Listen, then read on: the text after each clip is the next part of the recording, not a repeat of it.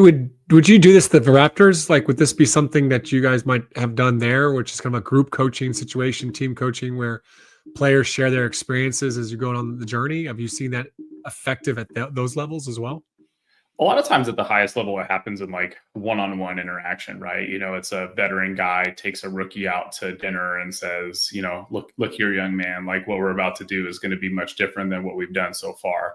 But it can happen in a team setting too. You hear about the players who get up and give the speech, right? Or share a little bit or invite a conversation around it. And I think this is what some of the best leaders, not in just the NBA, but across sports do, right? Is they acknowledge and bring to light an honest conversation about the experience that we're having. I think a lot of times what happens in sports, particularly in more like macho sports cultures, right, is we take some of these things that feel kind of taboo to talk about, right? Your feelings or whatever it might be, and we sort of like just ignore it or pretend like it's not a thing. Or we let this narrative play out where it's like, the coach feels one way and he thinks the players feel the same way, but really the players feel a completely different way because no one's talking about it, right? And like, we just need to surface all that stuff because we can deal with it once we know what it is. But if you just let it sort of linger behind closed doors or sweep it under the rug, you can never really address it in the way it needs to get addressed. So there would be times that I'd facilitate, maybe an older player talking to a younger player, or I'd suggest, hey, look, it might be useful if you took